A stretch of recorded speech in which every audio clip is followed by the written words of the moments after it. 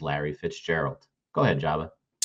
I think longevity. He's never really had. Obviously, he's never won a championship, but we're going to hold that above everybody's head. And if you look at what he's done in the postseason, average every year in the postseason over 100 yards and at least a touchdown. Every time he's got to the postseason, and he's never won a championship. So it's not like it's his fault. And to see that the fact that he's still doing it at the rate that he's doing it, and he's over 17,000 yards, and has an opportunity to get to a remarkable number if he keeps playing, if he doesn't decide to switch to golf. But I just think it's longevity. He's never had a Peyton Manning.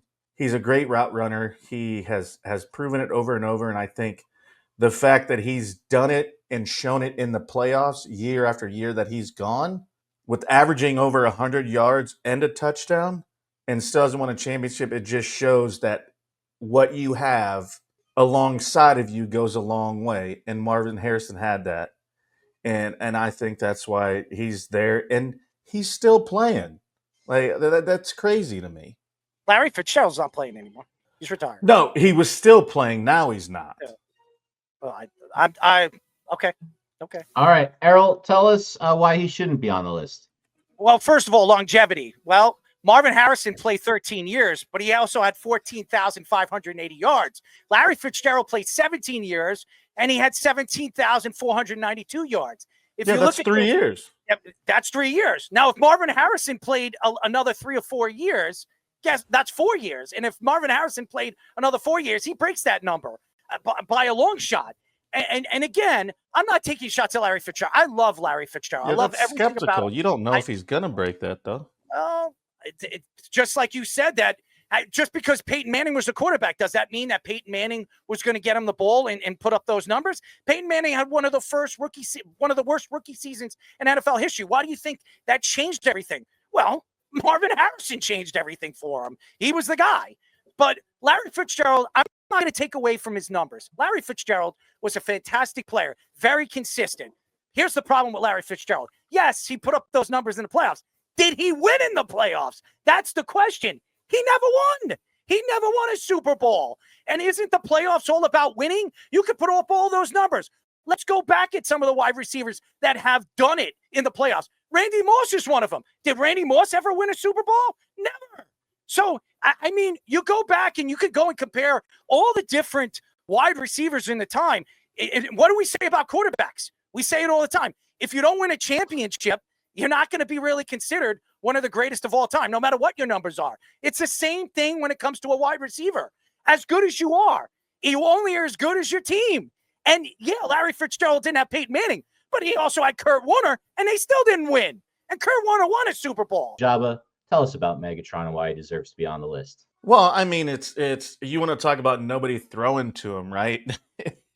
I mean, in 2008, they didn't win a game, and he went over 1,300 yards and 12 touchdowns. So, I mean, that just it goes into the argument. And you know what I respect the most about the man, and it's because I've got to know it, is he didn't continue to play because he knew how hard it was on his body.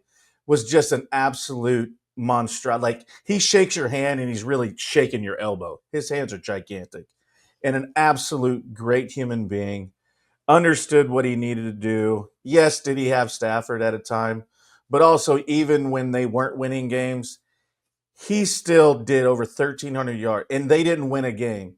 And he was still – and all you had to do was stop him, but he was still getting his stuff. And you don't earn the name Megatron for being a scrub. And it literally is one of those things where I always look at it. And for me, there's a personal aspect in all these things. Like, I'll be biased, and I'll be the first person to admit it. And I may be wrong. But at the end of the day, I don't care. Because for me, personal is more fun than talking about just, oh, this guy has the best stats. He did this. Well, yeah, that's cool. We can all talk about that. But when there's a personal bias towards it, it gives a great anomaly to what it is. And getting to see him and how he embraced not only the sport, the understanding, but his community and the great man he was, and still went out and performed every year. When you consider that from what was it, 2011 to 13, he wasn't not only considered the best wide receiver, he was considered the best football player on the planet based upon his numbers. And when you can go and have a stretch like that and you never hear a word about the guy. T.O.'s one where, like, you take the opposite side of the spectrum, right? But you got a dude like this, just like, it was so fun to watch him.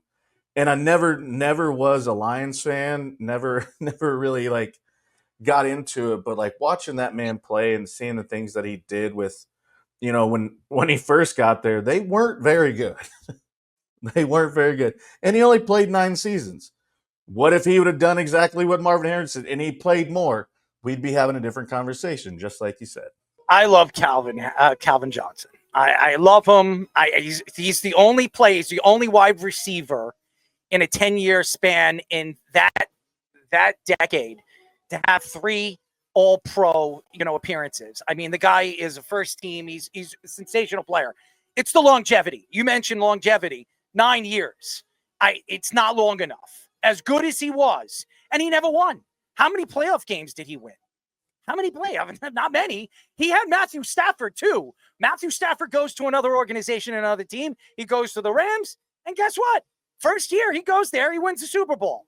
To me, I'm not taking that away from Calvin Johnson's talent.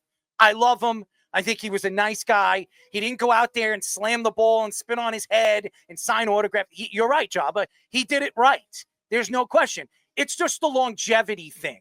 If he played over 12 years and he won a Super Bowl, absolutely a top 5 player of all time. I just think the longevity really hurt him. And he played with an all-time great quarterback, Matthew Stafford. Matthew Stafford's going to be a Hall of Famer. Go look at his numbers. They're ridiculous.